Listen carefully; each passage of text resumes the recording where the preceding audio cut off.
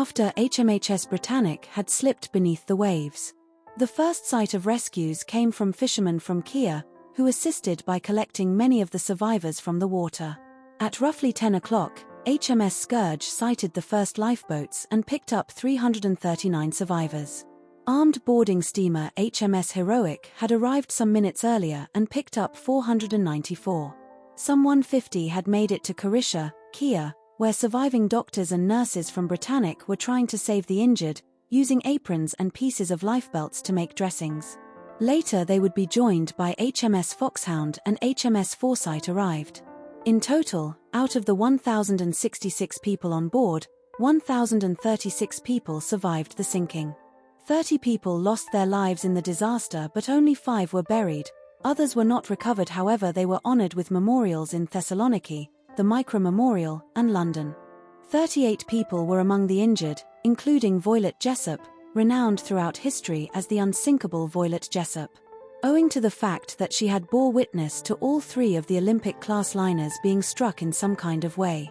Voilet was on board RMS Olympic, at the time of the collision with HMS Hawke, working as a stewardess.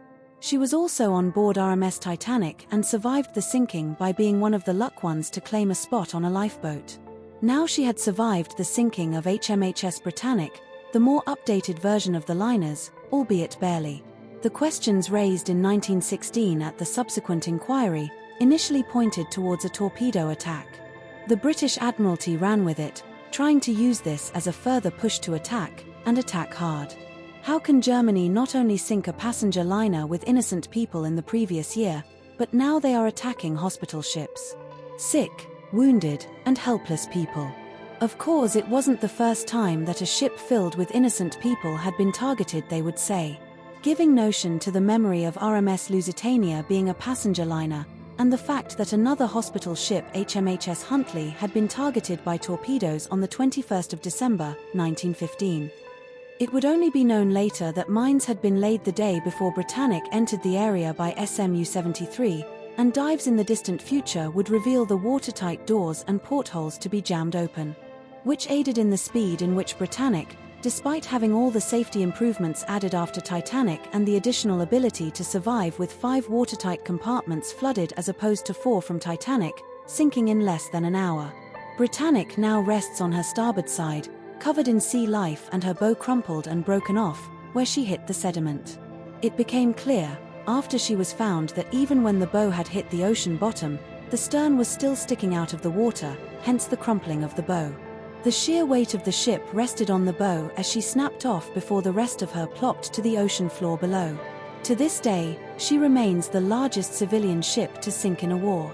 Life for the sole survivor of the Olympic class, HMT Olympic, was still going on. In 1916, considerations were made to use Olympic to transport troops to India via the Cape of Good Hope.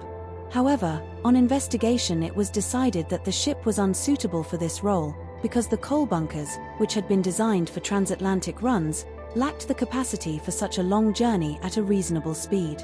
Instead, from 1916 to 1917, Olympic was chartered by the Canadian government to transport troops from Halifax, Nova Scotia, to Britain. In 1917 she gained 6-inch guns and was painted with a dazzle camouflage scheme to make it more difficult for observers to estimate her speed and heading. Her dazzle colors were brown, dark blue, light blue, and white. Her many visits to Halifax Harbour carrying Canadian troops safely overseas, and back home after the war at Pier 2, made her a favorite symbol in the city of Halifax. Noted group of 7 artist Arthur Lismer made several paintings of her in Halifax. A large dance hall, the Olympic Gardens, was also named in her honor. On April 2, 1917, President Woodrow Wilson went before a joint session of Congress to request a declaration of war against Germany. Wilson cited Germany's violation of its pledge to suspend unrestricted submarine warfare in the North Atlantic and the Mediterranean, as well as its attempts to entice Mexico into an alliance against the United States, as his reasons for declaring war. On April 4, 1917, the U.S. Senate voted in support of the measure to declare war on Germany. The House concurred 2 days later. The United States later declared war on German ally Austria-Hungary on December 7, 1917. an event that spelled disaster for the German war effort. After the United States declared war on Germany in 1917, Olympic transported thousands of American troops to Britain. Olympic would soon be bathed in glory, however, on the 12th of May, 1918. In the early hours of, while en route for France in the English Channel with U.S. troops under the command of Captain Hayes, Olympic sighted a surfaced U-boat 500 meters ahead of the bow. The gunners aboard Olympic immediately opened fire upon the vessel, and the captain ordered for Olympic to turn and charge directly at the U-boat.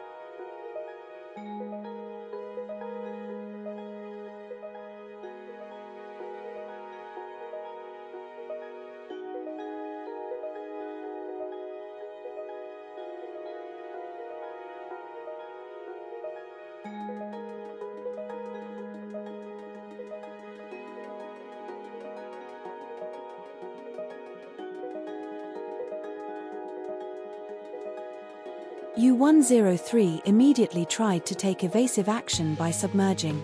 Olympic struck the submarine just aft of her conning tower with her port propeller slicing through U-103's pressure hull.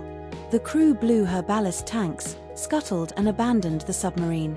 Olympic did not stop to pick up survivors, but continued on to Cherbourg. Meanwhile, USS Davis had sighted a distress flare and picked up 31 survivors from U-103.